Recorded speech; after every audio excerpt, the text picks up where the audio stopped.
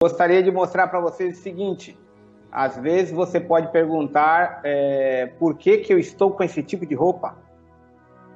E eu quero explicar isso para você. Esse tecido colorido aqui é a base da cultura moçambicana, chamada de capulana. A capulana é um tecido que tem 1001 utilidades.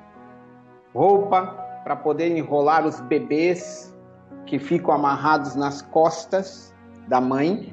Aqui os bebês são transportados nas costas, não é no colo aqui na frente, é nas costas, ou então também aqui na frente. Elas são amarradas com esse tecido e ficam presas aqui. É muito bonito de ver, é muito bonito e realmente é muito bom. É uma coisa que poderíamos aprender. Outra coisa, a capulana também serve para N coisas, inclusive fazer roupas como essa que eu estou mostrando. E uma novidade que eu trouxe aqui para vocês verem, que é exatamente a nossa máscara, né? Também de capulana. Entendeu? Uma máscara aqui de capulana.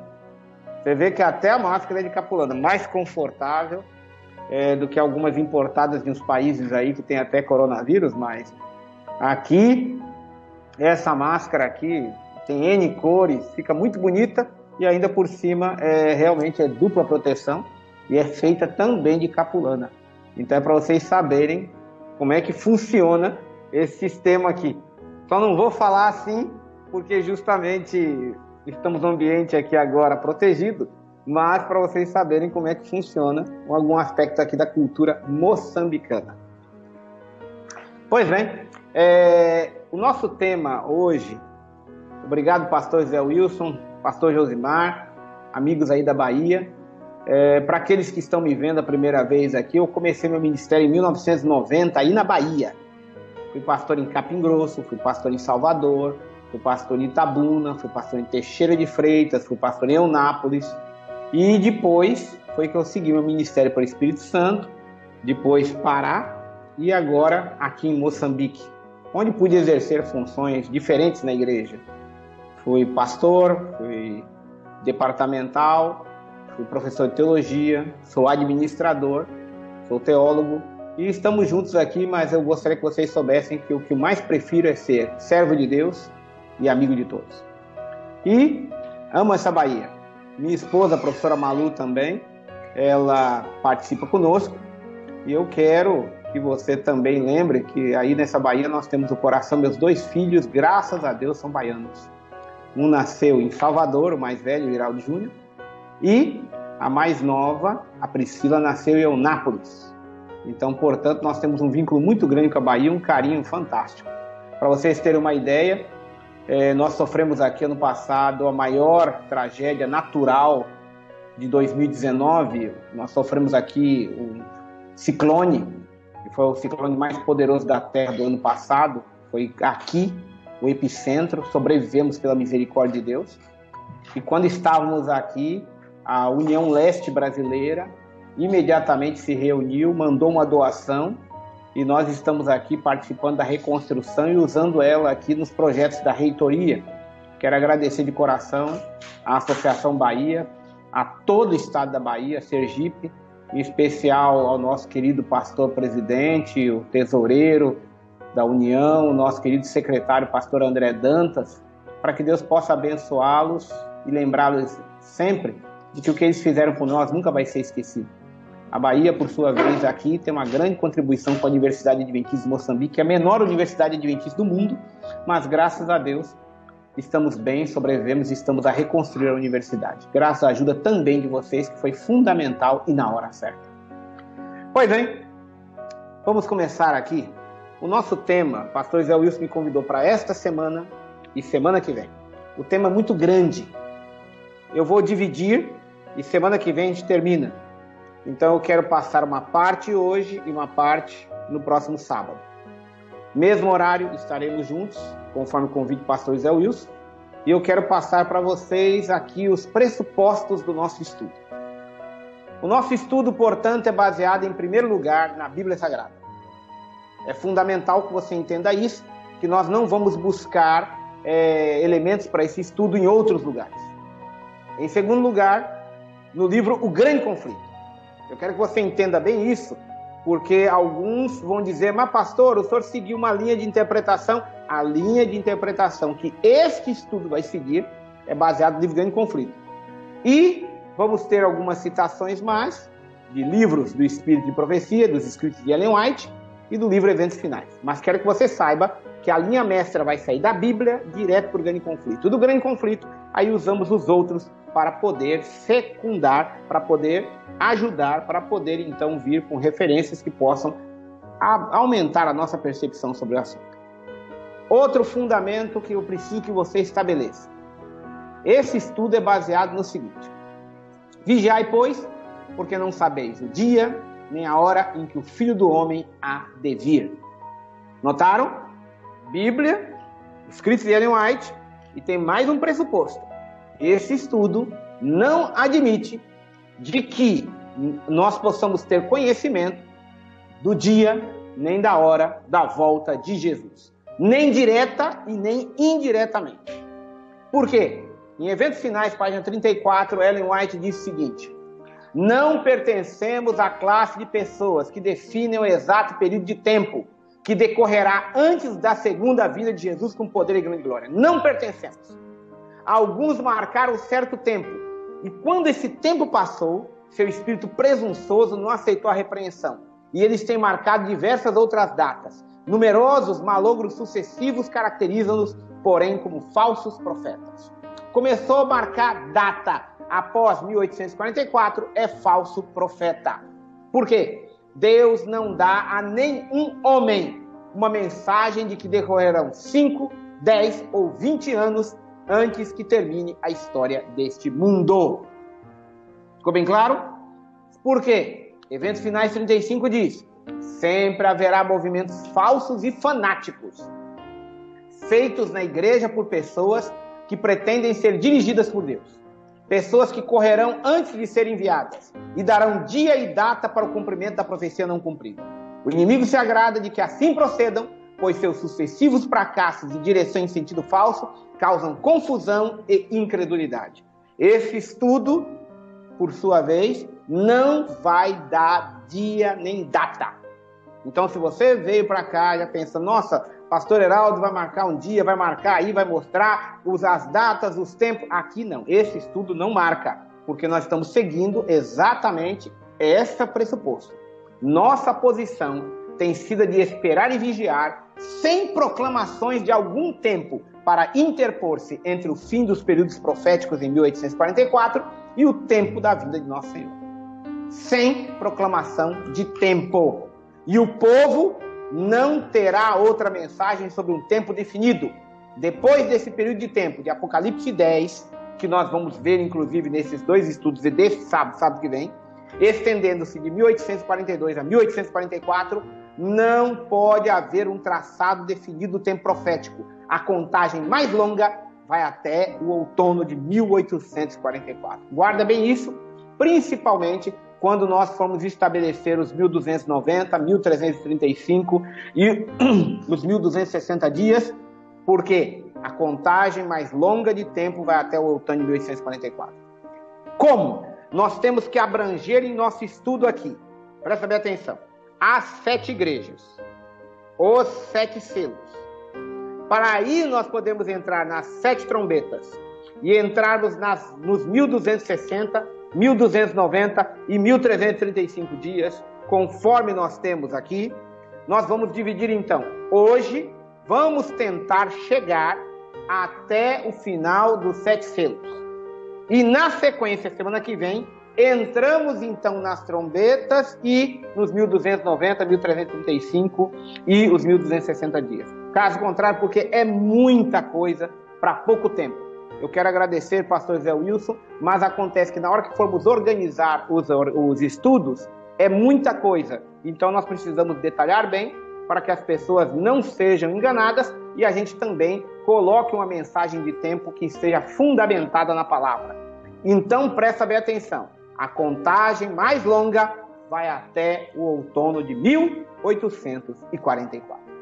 Portanto, note, não temos uma mensagem de tempo definido. Nós temos eventos.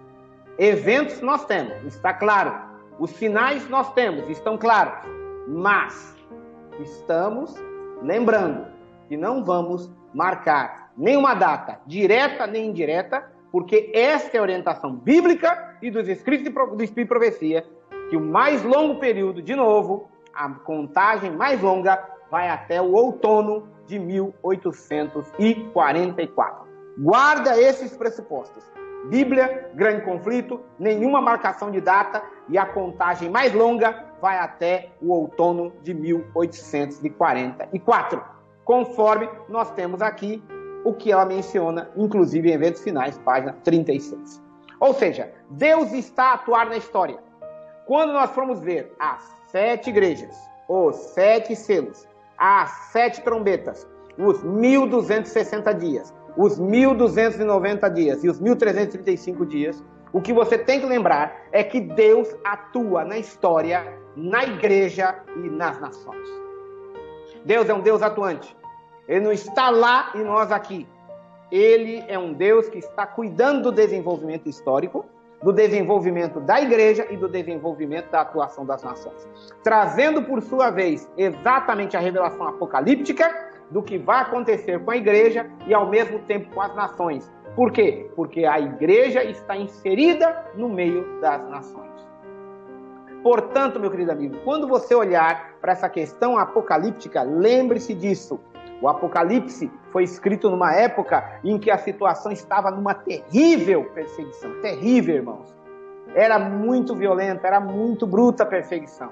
Prova disso que o próprio João estava exilado e sobreviveu por milagre. Como não conseguiram matá-lo, o exilaram numa ilha remota chamada Patmos. E lá, por sua vez, a pergunta que gera é: com tantas mortes, com tanta perseguição, o que é que está a acontecer? Onde está Deus? E, meus amigos, Deus agora chega para o seu servo, o profeta João, e ele agora transmite e mostra o quadro do Apocalipse. E no quadro do Apocalipse, ele mostra assim de maneira bem simples. Deus, por sua vez, cuida da sua igreja. Deus, por sua vez, está atuando e tem poder sobre as nações do mundo. E ele está conduzindo a história para a volta de Jesus. Prestou bem atenção nisso? Então são esses pressupostos que você tem que ter em mente para poder entrar exatamente nesses 2 últimos estudos que vamos ter este sábado e sábado que vem, para que nós possamos entender de que Deus, por sua vez, ele cuida da sua igreja. E Deus, por sua vez, está conduzindo as nações. Podemos olhar e dizer, meu Deus, que loucura! Mas Ele está a conduzir conforme a sua sabedoria. Ele estabelece, Ele tira. Ele conduz e vai atuar como Ele atuou e como Ele atua.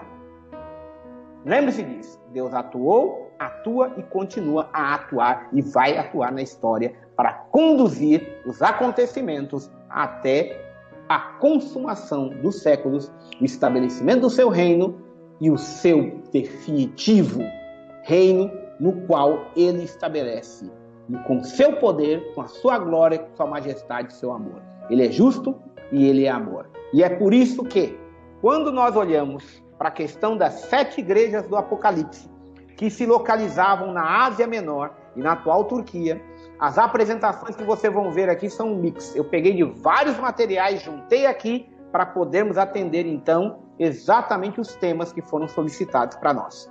Então, vejam, essas 7 igrejas faziam parte de uma rota. Era uma rota, conforme diz Sir William Hansen, que era exatamente a rota do correio da época. Era exatamente esse o traçado. Então, quando você vê a sequência das igrejas do Apocalipse, elas têm uma sequência de um caminho que era traçado na Ásia Menor, que é a atual Turquia. Essas igrejas, por sua vez, estavam numa época ali e tinham uma participação muito forte do envolvimento de líderes dedicados a Deus e, ao mesmo tempo, elas refletem uma situação, e essa situação o Apocalipse coloca para nós. O que acontece? Vamos entender. O profeta João tinha pelo menos 85 anos, quando ele foi exilado por Domiciano ali na ilha de Patmos.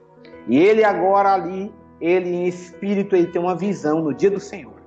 E ouvi uma grande voz, como de trombeta, dizendo então, o que vê, escreve em livro, e manda às 7 igrejas, Éfeso, Esmirna, Pérgamo, Tiatira, Sardes, Filadélfia e Laodiceia. Quanto ao mistério das 7 igrejas que viste na minha mão direita, e aos 7 candeeiros de ouro, as 7 estrelas são os anjos das 7 igrejas, e os 7 candeeiros são as 7 igrejas, conforme diz Apocalipse 1:20. As igrejas da Ásia representam os 7 períodos da Igreja de Deus em toda a sua história. E o nome de cada cidade indica a característica e a religiosidade. E a cada igreja Jesus faz, então, elogio, reprovação, conselho e promessa. Nota que tem uma estrutura. E essa estrutura, portanto, vamos ver em cada uma delas. Éfeso. Éfeso, por sua vez, quando nós olhamos assim, vemos as características dela, nós perguntamos, a aplicação disso está no futuro, está no passado, está no presente? Amigos, a representação dessas igrejas está na história. Guarda bem isso. A história tem a atuação de Deus. Deus atua na história. E é por isso que essa interpretação que nós chamamos de historicista mostra a atuação de Deus no período da igreja. Alguns querem colocar o seguinte, não, isso foi só no passado ou vai ser só no futuro? Lamento informar, mas acontece que quem criou essa história de que é só no passado ou só no futuro foi exatamente a Contra-Reforma Jesuíta. A Contra-Reforma Jesuíta é que colocou tudo para o passado ou tudo para o futuro. Quando colocou para o passado, isso é chamado de interpretação preterista. Quando colocou toda a interpretação do Apocalipse para o futuro, e é chamado de futurista, única e exclusivamente para dizer que aquilo que se refere ao papado não se refere ao papado. Ou seja, quando um protestante, quando um evangélico, quando alguém chega e começa a dizer o seguinte, não, isso, olha, aconteceu somente no passado, ou então isso somente vai acontecer no futuro, está herdando, às vezes sem intenção, mas infelizmente está vivendo do fim de Babilônia, do futurismo ou do preterismo. Notou bem claro isso? Por quê? Porque no fundo eles querem livrar exatamente o papel do papado, tanto no passado, no presente e no futuro, conforme nós vamos ver ao estudar as profecias do Apocalipse. E agora, as igrejas representam então períodos, e esses períodos são marcados da seguinte maneira. Éfeso é o período do cristianismo. Um cristianismo que, por sua vez, estava ali dedicado, fervoroso, e à época apostólica. Significa desejável. Timóteo era o pastor dessa igreja e pelo seu zelo, trabalho, lealdade às doutrinas, e reprovavam as obras dos nicolaítas, conforme diz Apocalipse capítulo 2, 2 e 6. Éfeso, por sua vez, teve uma reprovação, que era o abandono do primeiro amor. Por que isso? Porque o mistério da iniquidade que o apóstolo Paulo falou estava começando e lobos vorazes começaram a entrar na igreja, conforme mesmo foi mencionado em Atos capítulo 20. E o que acontece? O conselho era, lembra-te, pois, de onde caíste, arrepende-te e volta à prática das primeiras obras. E a promessa, ao vencedor dar-lhe-ei que se alimente da árvore da vida que se encontra no paraíso de Deus, conforme diz Apocalipse 2,7. Mas, meus amigos, nós passamos de Éfeso e vamos para Esmirna, que é o período dos mártires, o período que foi aproximadamente do ano 100 a aproximadamente o ano 313. Um período aproximado para iniciar e para terminar. Pois bem, Esmirna representa o segundo período do cristianismo, quando a igreja estava começando agora a passar por perseguição de morte por não adorar o imperador. A igreja perfumaria o mundo todo por sua fidelidade a Jesus. Sofreu muito. O elogio, Policarpo era pastor da igreja cristã em Esmirna. Conheça a tua tribulação, a tua pobreza, mas tu és rico. Uma igreja perseguida, uma igreja pobre, mas era rica na fidelidade. E acreditem, não há reprovação para essa igreja. Ela, em 303, aquela cidade tornou-se arena de morte para numerosos mártires cristãos. Foi um tempo terrível esse período. Por quê? Porque ou eram lançados aos leões, ou queimados então em estacas Eles pegavam peles de animais, passavam óleo e aí, meu amigo, queimava eles vivos. E um dos últimos que morreram heroicamente foi Policarpo, líder da igreja de Esmirna. Enquanto ele enfrentava a multidão sedenta de sangue lá no estádio municipal, o imperador romano exigia que ele jurasse por César e abençoasse a Cristo. E Policarpo respondeu calmamente: por 86 anos eu servi a Jesus e ele nunca me fez mal. Como posso blasfemar meu rei, o qual me salvou? E morreu. Com a subida de Constantino, porém, ao trono romano, as perseguições chegaram temporariamente ao fim. E a promessa: ser fiel até a morte, dar-te-ei a coroa da vida, e o vencedor de modo nenhum sofrerá o dano da segunda morte, conforme diz Apocalipse 2, 10 e 11. Esmirna, cheiro suave. Mas agora, vamos sair de Esmirna, sair as ruínas, e vamos para Pérgamo, que é o período de oficialização da igreja. O que acontece? É o terceiro período do cristianismo.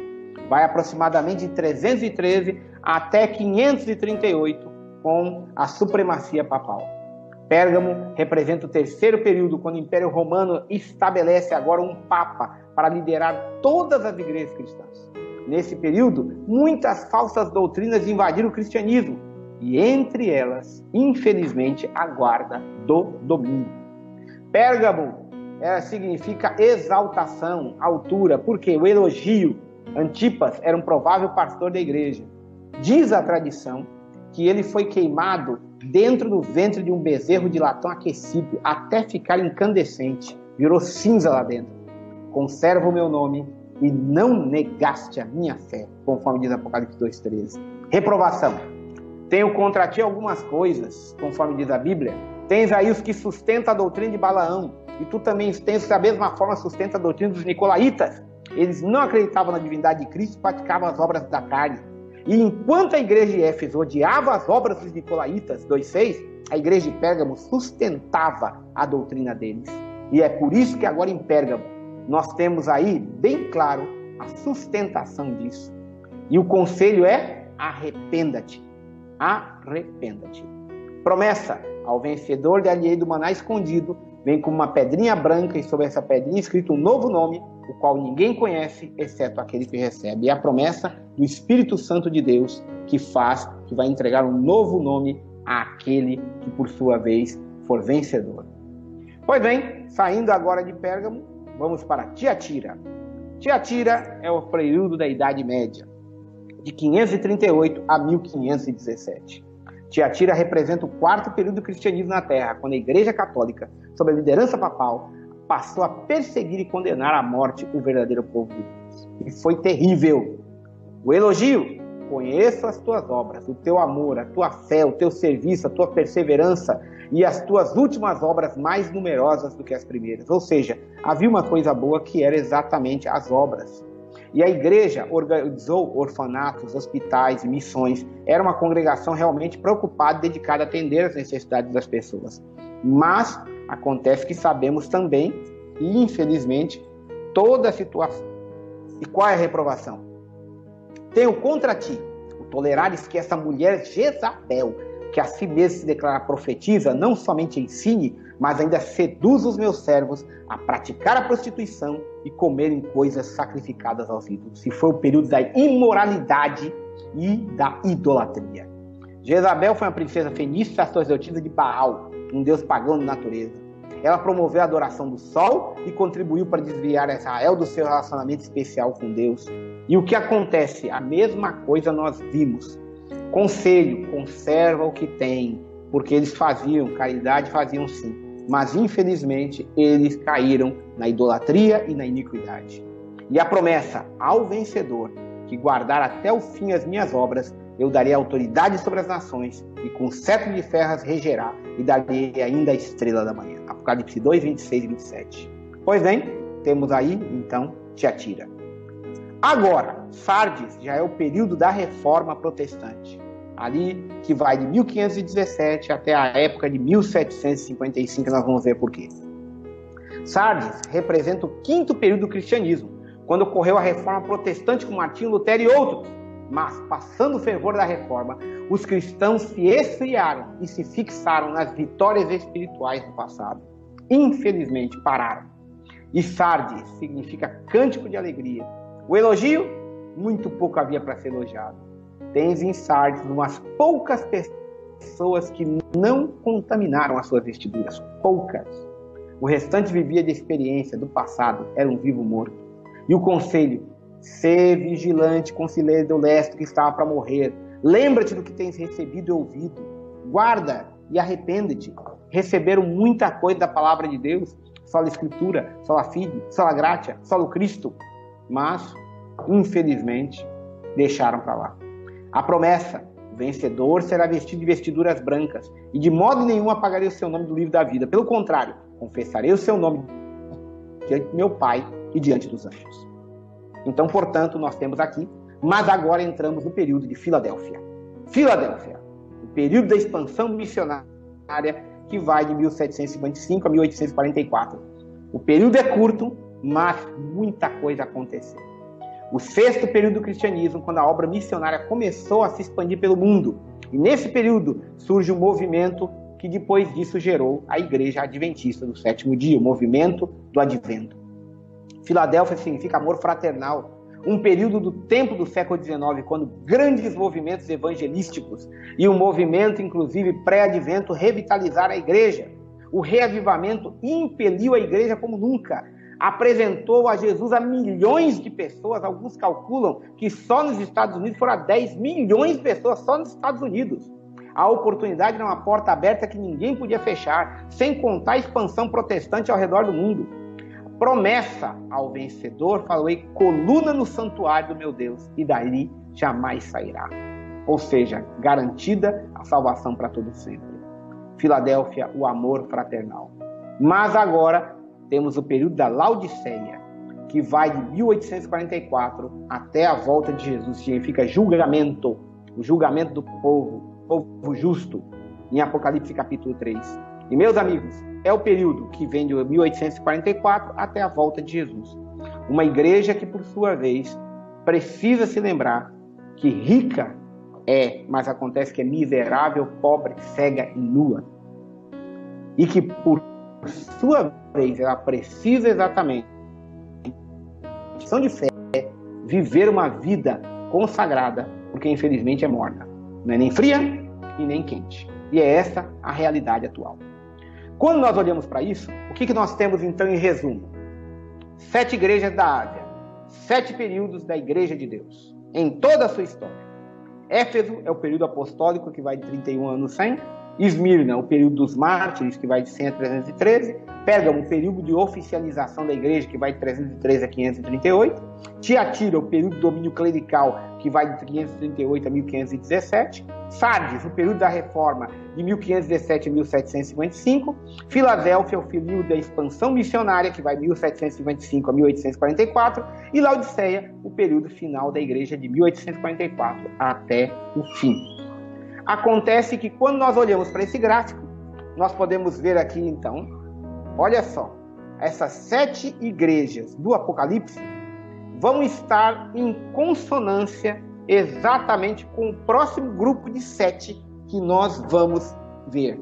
E qual é o próximo grupo de 7 que nós vamos ver na sequência? O próximo grupo de 7 que nós vamos ver na sequência é exatamente isso que nós vamos agora fazer a sincronização entre as 7 igrejas e os 7 selos para ver como Deus cuida da sua igreja. E depois disso nós vamos ver as trombetas e nós vamos ver exatamente os dias, 1260, 1290, 1335, para ver como Deus cuida das nações. E agora, o que é que nós temos? Nós temos o seguinte, meu querido, quando nós olhamos então para essa questão e vemos o que está a acontecer, nós vamos agora entrar nos selos do Apocalipse. Nós vimos as igrejas 7, e agora vamos ver os selos 7. Quando nós olhamos para esse profeta que estava tendo a visão, o profeta João, ele fala o seguinte: vi quando o cordeiro abriu um dos 7 selos, e ouvi um dos 4 seres viventes dizendo como se fosse voz de trovão: vem! Vi então, e eis um cavalo branco. E o que ele viu? Ele viu um cavalo branco, e o seu cavaleiro com arco, e foi-lhe dada uma coroa e ele saiu vencendo e para vencer. Apocalipse 6, 1 e 2. Guarda bem esse detalhe. Estamos em Apocalipse 6 e aqui nós temos então o primeiro cavalo branco do primeiro selo que foi vencendo e para vencer. Portanto, o que nós temos aqui é o livro com 7 selos. O Cordeiro de Deus, por sua vez, recebeu autoridade para abrir, abriu e saiu de lá o cavalo branco. Quando nós olhamos para isso, então, e esse cavalo branco, o que nós temos? Em Apocalipse 1, Cristo exaltado aparece com cabelos brancos, como lã. Em Apocalipse 2, aos fiéis está prometido uma pedra branca. Em Apocalipse 3, os fiéis são representados com vestimentas brancas. Em Apocalipse 4, os anciãos aparecem vestidos de branco. Em Apocalipse 6, os mártires são dadas vestes brancas. Em Apocalipse 7, a multidão incontável está com vestes brancas. Em Apocalipse 14, o Filho do Homem aparece numa nuvem branca. Em Apocalipse 19, Jesus retorna em um cavalo branco, acompanhado de um exército vestido de branco. Em Apocalipse, Deus está sentado sobre um trono branco, em Apocalipse 20.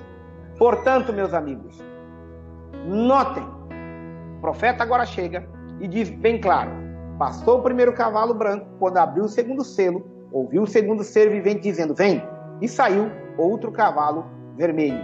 E ao seu cavaleiro foi dado tirar a paz da terra, para que os homens se matassem uns aos outros, e lhe foi dado uma grande espada. Notaram? Quando nós entramos, então, no primeiro período, que é o período do cavalo branco, nós podemos ver claramente de que ele saiu vencendo e para vencer, ou seja, nós temos aqui uma representação clara da Igreja de Deus Apostólica. Isso mesmo, a Igreja de Deus que saiu vencendo e para vencer e venceu. Vocês sabem bem claro que aqueles 12 que começaram ali e depois foram expandindo. O Império Romano era marcado pela águia. O cristianismo era marcado pela cruz.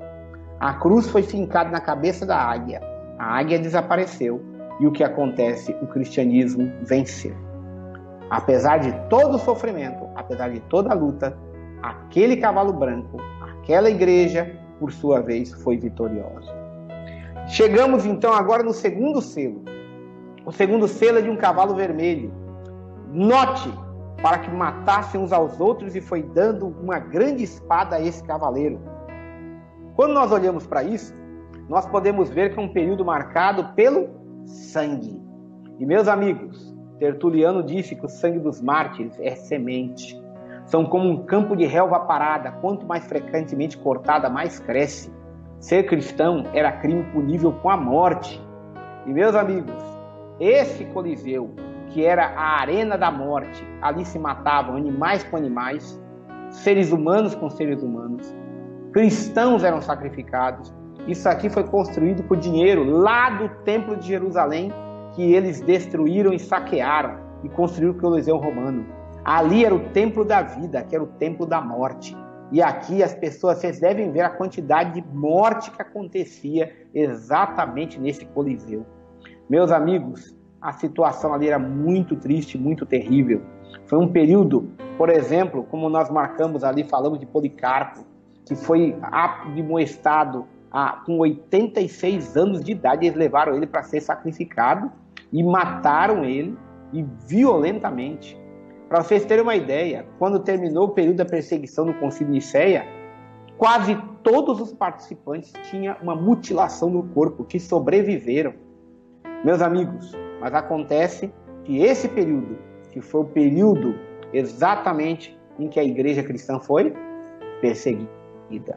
Mas viria mais um outro cavaleiro, o terceiro ser vivente. E eis um cavalo preto, e o seu cavaleiro com a balança na mão. E ouvi como uma voz no meio dos 4 seres viventes, dizendo, uma medida de trigo por 1 denário, 3 medidas de cevada por 1 denário, e não danifiques o azeite e o vinho.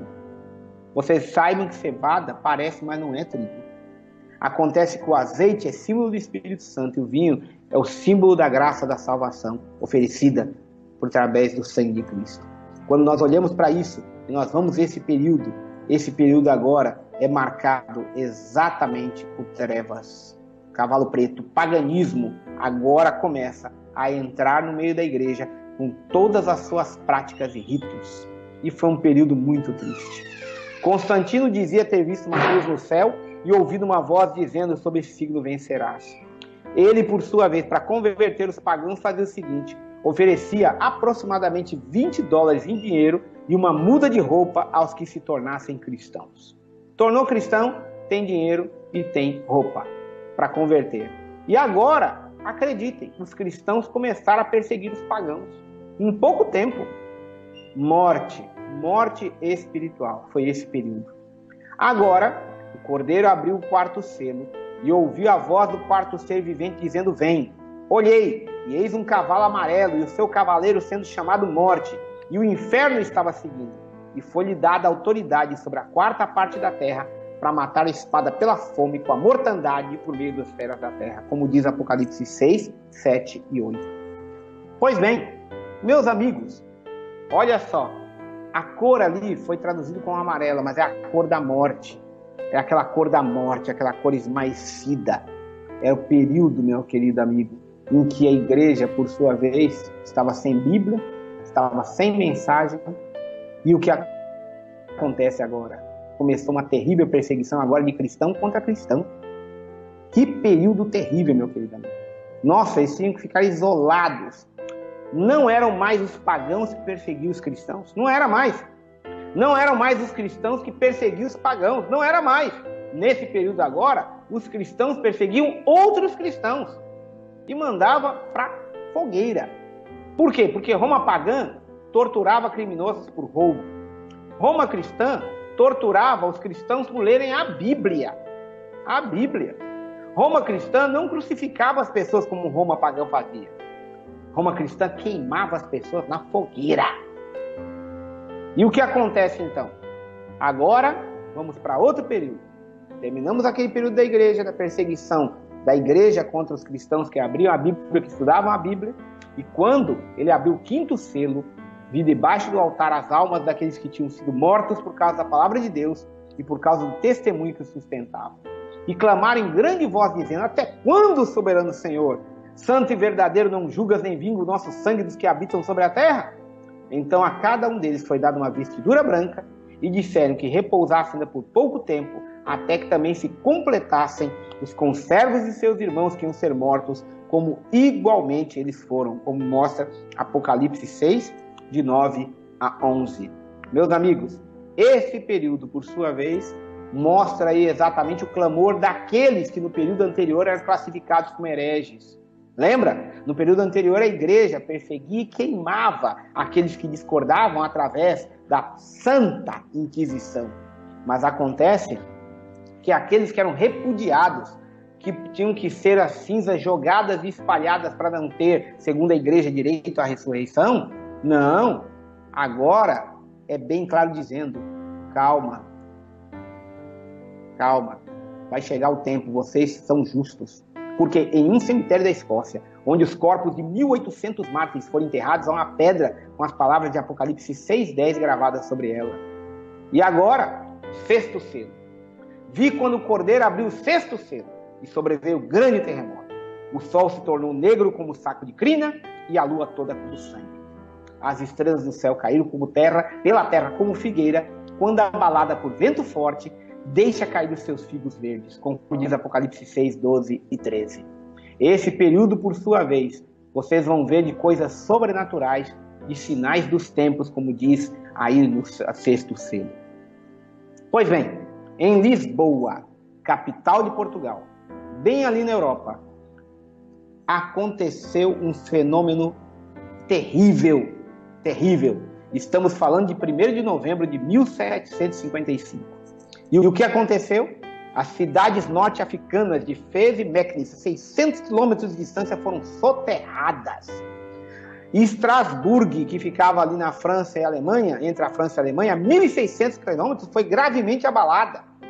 Rios e lagos na Escandinávia foram atingidos. Uma maré alta inundou a ilha de Barbados, que está a uma distância de quase 6.000 quilômetros.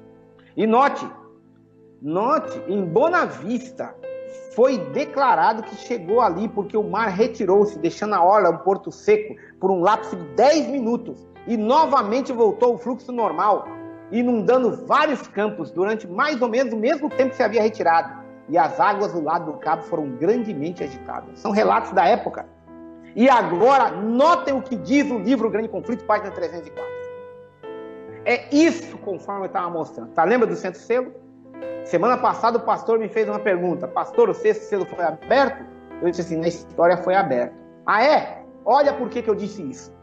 O profeta do Apocalipse assim descreve o primeiro dos sinais que precede o segundo advento.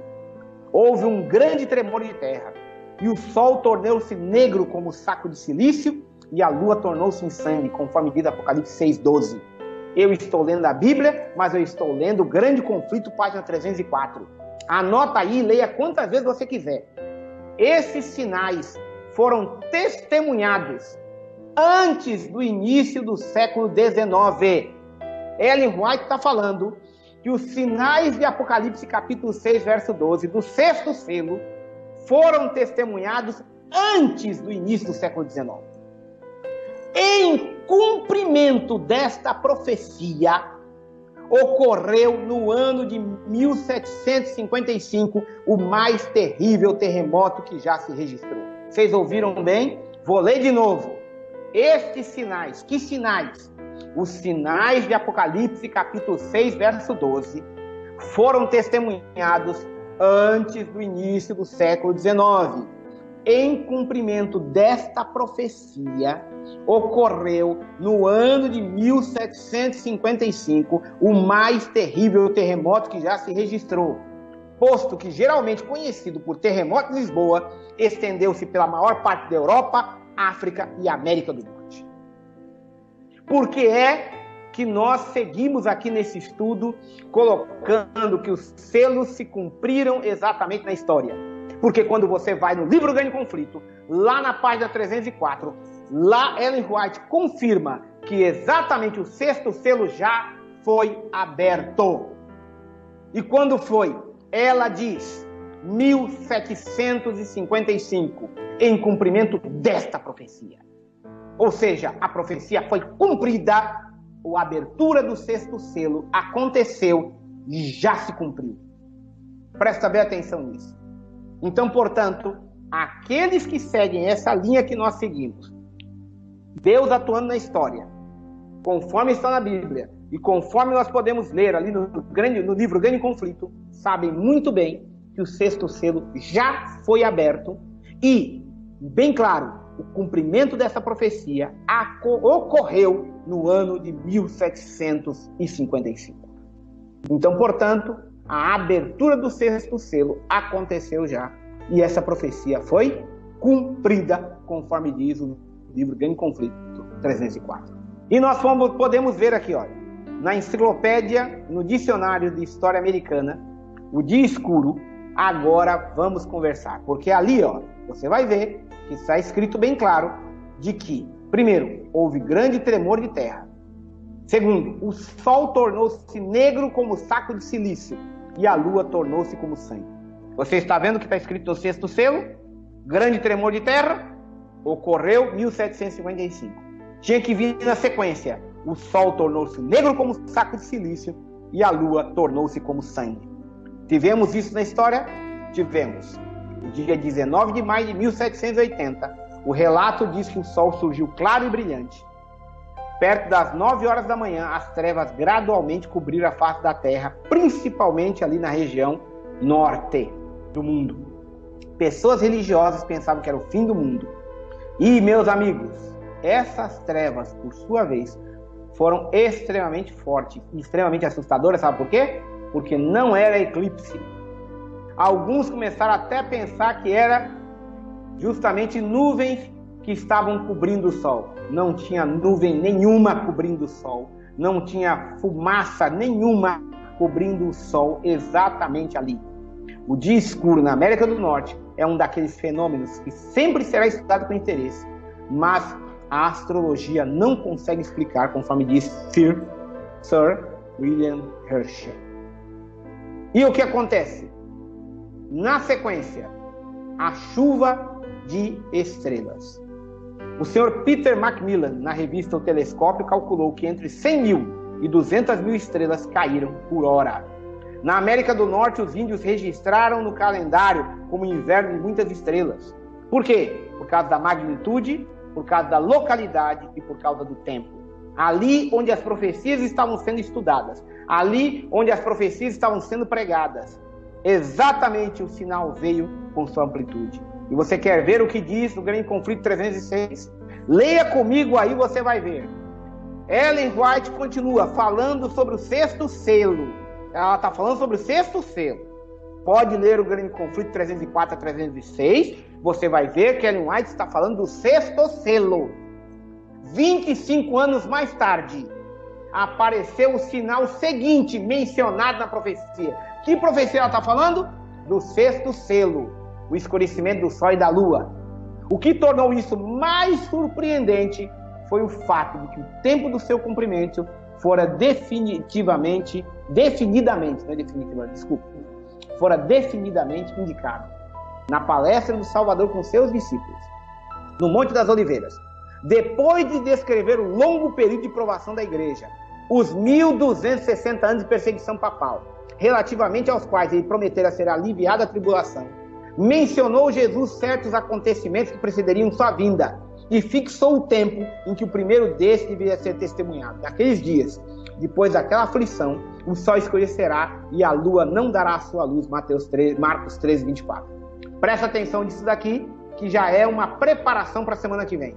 Os 1.260 dias, ou anos, terminaram em 1798.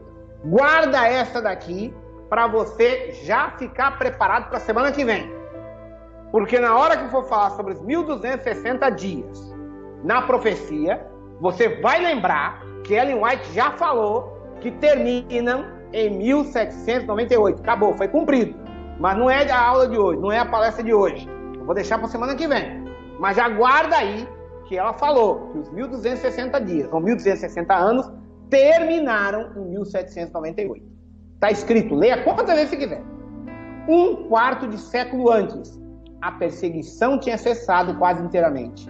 Em seguida a essa perseguição, segundo as palavras de Cristo, o sol deveria escurecer-se. E a 19 de maio de 1780, cumpriu-se esta profecia. O escurecimento do sol, da lua, foi cumprido exatamente nessa data, exatamente conforme estava falando no sexto selo. A profecia foi o quê? Cumprida. Está aí. Está escrito, está bem claro, não tenha dúvida sobre isso. Então, portanto, o céu recolheu-se com um pergaminho. Você notou? Primeiro, nós tivemos ali o terremoto, abriu. 25 anos mais tarde, nós tivemos ali o dia escuro, e você viu que nós tivemos a queda das estrelas. E agora o que falta? O céu recolheu-se com um pergaminho quando se enrola. Então todos os montes e ilhas foram movidos do seu lugar. Os reis da terra, os grandes, os comandantes, os ricos, os poderosos, todo escravo e todo livre, se esconderam nas cavernas e nos penhascos dos montes. E disseram aos rochedos e aos montes, os montes e rochedos, caí sobre nós e escondei-nos da face daquele que se assenta no trono e da ira do Cordeiro, porque chegou o grande dia da ira deles, e quem é que não pode suster-se? É essa parte agora que falta. Você viu? Está lá, abriu o selo continua, estamos agora exatamente esperando a parte dessa do selo para se cumprir. E o que nós... O próximo selo. Houve silêncio no céu, cerca de meia hora. O próximo selo vai ser aberto. E o que acontece? Jesus Cristo retorna. E quando ele retornar, vai vir com todos os anjos. E aí o céu vai ficar em silêncio. Portanto, meu querido amigo, quando nós olharmos para isso e vermos que a volta de Jesus agora é o que falta ser cumprido em cumprimento ao sétimo selo, nós vamos ver o seguinte então. Temos aí, em resumo, Apocalipse 6, nós temos ali os versos 2 até 8. O que nós temos? Os 7 selos. Está ali, cavalo branco, vermelho, preto, amarelo, almas debaixo do altar, sinais do fim e silêncio no céu. Temos então o período que foi de 31 a 100, de 100 a 313, 313 a 538, 538 a 1517, 1517 a 1755. Quando chegamos em 1755, Ellen White menciona que a abertura do sexto selo foi cumprida em 1755, e vocês viram claramente que agora nós temos então os últimos dias, e aí chegamos então no futuro. E o que nós vimos das 7 igrejas? O paralelo entre Éfeso, Esmirna, Pérgamo, Tiatira, Sardes, Laodiceia. E agora o que é que nós vemos? Jesus Cristo, por sua vez, mostrando o seu controle das coisas. No decorrer da história da igreja, passou-se muitas coisas difíceis, períodos terríveis, períodos que vocês viram, mas Jesus estava mostrando que no Apocalipse, independente de todos os acontecimentos e de todas as circunstâncias, ele estava no comando e cuidando da sua igreja. É isso que nós temos que entender. Nós ficamos aí interpretando o Apocalipse sem entender o que é que está por detrás, o que é que está querendo mostrar. O que é que ele queria? Revelando selo, revelando praga, revelando trombeta, revelando dias, revelando tempos, revelando animais. O que Jesus queria com isso? Mostrar por mostrar? Não! Não! A pergunta era: o que está acontecendo com a igreja? O que vai acontecer conosco? Jesus ascendeu aos céus, e aí? Aí, meu amigo, ele disse bem claro, ele ascendeu, mas ele cuida da sua igreja. Ele ascendeu aos céus, mas ele tem o controle da história nas mãos. Ele ascendeu aos céus, mas acontece que ele diz bem claro que tudo vai culminar para que seja pregado o evangelho do reino em todo o mundo, para testemunhar todas as ações, então virá o fim. E é por isso que agora esse paralelo ele mostra que vão ter 3 mensagens angélicas, e depois vai ter o alto clamor do terceiro anjo. Meus amigos, precisamos entender bem claro isso, porque caso contrário, nós vamos ver um monte de coisa, um monte de símbolos, um monte de sinais, um monte de datas, vamos perguntar, mas para que tudo isso? Para que tudo isso? É simples. Deus cuida da sua igreja. E Deus está controlando a história para poder chegar à volta de Jesus, para que ele possa estabelecer o seu reino e acabar com o pecado. E o seu povo que está a sofrer vai ser vitorioso, porque ele foi vitorioso. E é por isso, meu querido amigo, que lembra bem claro que a linha profética estabelecida nesse estudo adventista do 7º dia acredita piamente de que assim como Ellen White teve uma mensagem para o povo de Deus, para este tempo, para esta época, ela disse bem claro no livro do Apocalipse, de que o profeta do Apocalipse descreve o primeiro dos sinais que precede o segundo advento. Houve grande tremor de terra, o sol tornou-se negro como saco de silício, a lua tornou-se como sangue, e ela diz bem claro que esses sinais foram testemunhados antes do início do século XIX, e em cumprimento dessa profecia, ocorreu no ano de 1755 o mais terrível terremoto que já se registrou.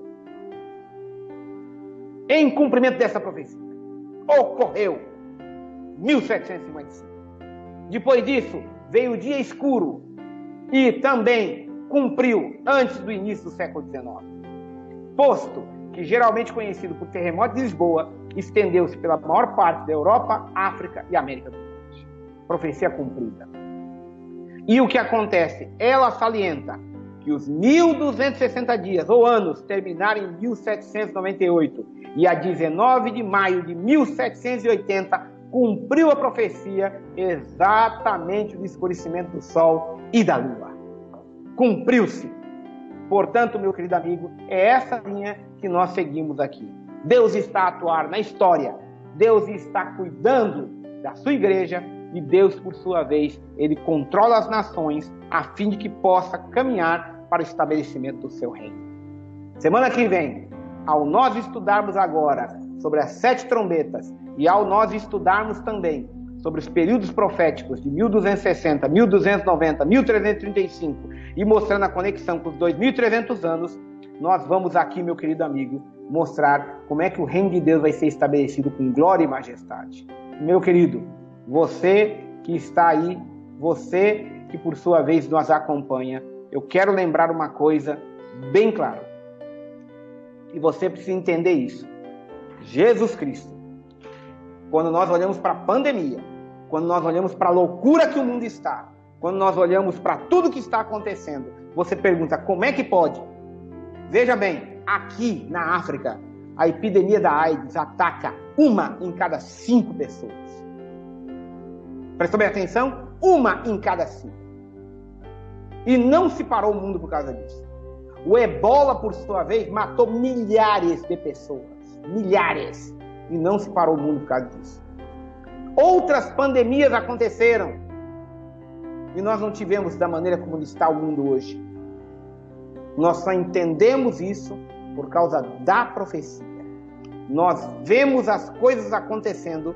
E essas coisas que estão acontecendo mostram claramente de que aquilo que o grande conflito mostrou, e que por sua vez agora os eventos finais e os outros escritos nos apresentaram com detalhes daquilo que a Bíblia já havia antecipado para nós, nos mostram Deus cuidando da sua igreja, e Deus continua a cuidar das nações para que elas caminhem em direção ao estabelecimento do reino de Deus pela volta de nosso Senhor Jesus Cristo.